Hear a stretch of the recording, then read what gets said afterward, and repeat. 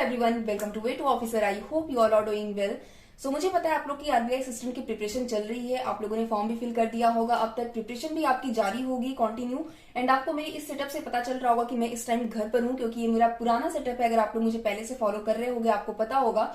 And आज जब मैं घर पर आई तो मुझे एक चीज मैंने नोटिस किया जो कि मेरे पास बहुत सारी ऐसे बुक्स अवेलेबल है जो मैंने अपनी प्रिपरेशन के टाइम पर यूज की हुई थी एंड मैं यूज कर रही थी, बट इस टाइम वो यूज में नहीं है, मैं नहीं यूज कर रही हूँ। और ऐसे बहुत से स्टूडेंट्स हैं जिनके कमेंट्स आते हैं, जिनके मेल आते हैं कि मैम मैं अफोर्ड नहीं कर सकता, बुक्स में अफोर्ड नहीं कर सकता या नहीं कर सकती हूँ, या फिर मैं मॉक्स नहीं अफोर्ड कर सकता, नहीं कर सकती। तो ऐसे बहुत से स्टूडेंट हैं। तो मैंने एक चीज सोची है कि जो चीज मेरे पास अवेलेबल है और अगर मेरी तरफ से आपके लिए कुछ हेल्प हो सकती है तो व्हाई नॉट। एंड अभी मेरे पास पड़ी हुई है ये बुक्स, जैसे कि ये क्वांट की बुक है, इंग्लिश की बुक है, एंड ये मेरे पास मेंस एंड प्रीलिम्स की पूरी गाइड है, प्रीवियस ईयर क्वेश्चंस हैं इसमें। एंड ये क्वांट की बुक है जो, तो इस तरीके से कई सारी बुक्स हैं जो मैं चाहती हूँ कि मैं गिव अवे करूँ कुछ ऐसे पर्संस को जिनको बहुत नीड है, जो अफोर्ड नहीं कर सकते हैं, राइट। तो ऐसे बहुत से लोग होंगे, क्योंकि ऐसे बहुत से मेल्स भी आते हैं, कॉमेंट्स भी आते हैं। तो सबसे पहले तो आप लोग मेक श्योर कि आप लोग मेरा चैनल सब्सक्राइब कर दीजिएगा, क्योंकि आपको ऐसे बहुत सारे हेल्पफुल वीडियोस मिलते रहेंगे मेरे चैनल पे। और दूसरा कि अगर आपको बहुत नीड है, आप अफोर्ड नहीं कर सकते, तो आप लोग मुझे मेल कर दीजिएगा। तो उसमें से कुछ पर्सन को जिनको मुझे लगेगा कि बहुत ज्यादा नीड है, तो मैं उनको सेंड कर दूंगी इस बुक्स को। अपना एड्रेस, अपना जो भी कॉन्टेक्ट नंबर है अपना आप जो है सेंड कर दीजिएगा मेरे मेल पर। मैं अपना मेल जो है डिस्क्रिप्शन बॉक्स में दे दूंगी। प्लस कुछ बच्चे ऐसे हैं जिनको रीजनिंग में बहुत प्रॉब्लम होती है, हमेशा सोचते हैं कि रीजनिंग में किस तरीके से क्वेश्चन को करना है, रीजनिंग में क्वेश्चन नहीं बनते।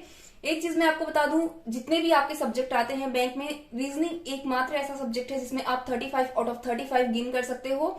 एंड इसमें बहुत ज्यादा आपको मेहनत भी नहीं करनी होती, बस थोड़ा सा आपका दिमाग और थोड़ी प्रैक्टिस की जरूरत होती है। रीजनिंग में आप बहुत अच्छा स्कोर कर सकते हो, क्योंकि रीजनिंग बहुत ही स्कोरिंग सब्जेक्ट है। तो रीजनिंग में स्कोर किस तरीके से करना है, किस तरीके से अपने नंबर को बढ़ाना है, आपके स्कोर अगर नहीं आ रहे हैं, आपकी एक्यूरेसी नहीं है, तो किस तरीके से अपनी एक्यूरेसी को बढ़ाना है। तो आप लोग अपने कमेंट सेक्शन में मुझे बताना कि आप लोग को रीजनिंग में प्रॉब्लम कहाँ पर आती है। बट उससे पहले मैं आपको कुछ चीजें बता देती हूँ जो मुझे लगता है कि आपके लिए हेल्पफुल होंगी। तो एक बार आपको बता देती हूँ। इसमें देखिए, इसमें सबसे पहले तो ये टेक्स्ट बुक की बुक है, आपको पता है। इसकी क्वांट की बुक भी आती है, इंग्लिश की भी आती है, एंड ये रीजनिंग की बुक है।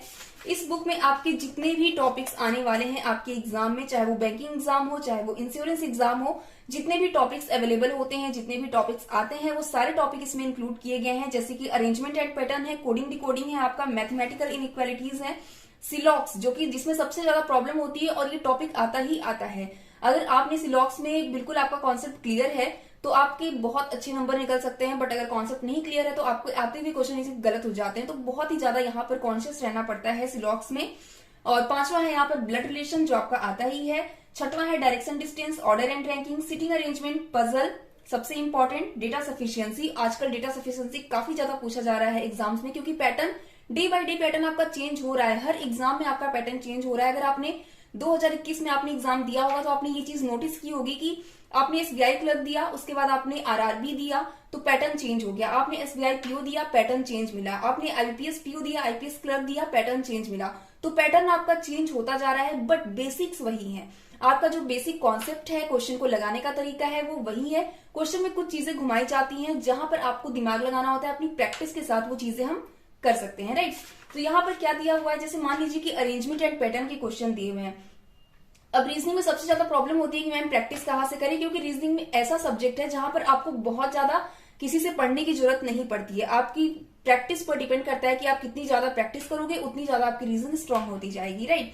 तो इसमें बहुत से ज्यादा क्वेश्चन की प्रैक्टिस की जरूरत होती है। जैसे कि यहाँ पर अरेंजमेंट एंड पैटर्न के क्वेश्चन दिए हुए हैं। इस क्वेश्चन को आपको करना है 22 सेकेंड में। यहाँ पर टाइम दिया हुआ है। आप लोग पूछते हो कि आइडल टाइम क्या होना चाहिए। यहाँ पर हर क्वेश्चन के नीचे आइडल टाइम दिया हुआ है। अगर आपने 22 सेकेंड से ज्यादा टाइम लिया, इसका मतलब आपको स्पीड इंक्रीज करने की जरूरत है।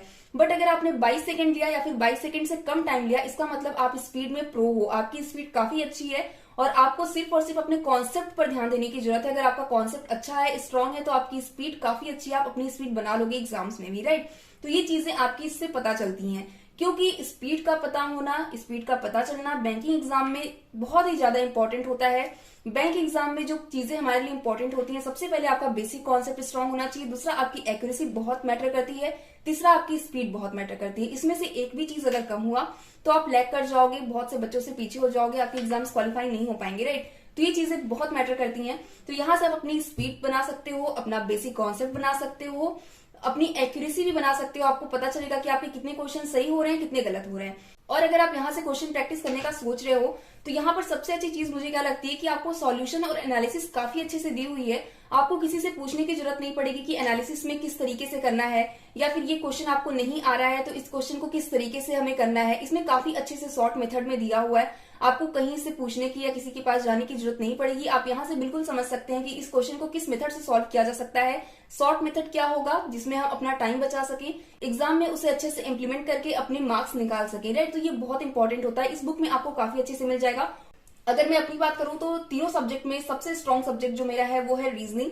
और रीजनिंग से सबसे ज्यादा अगर आप नंबर गेन करना चाहते हो, ज्यादा से ज्यादा नंबर गेन करना चाहते हो, तो आपको बहुत सारी प्रैक्टिस की जरूरत है।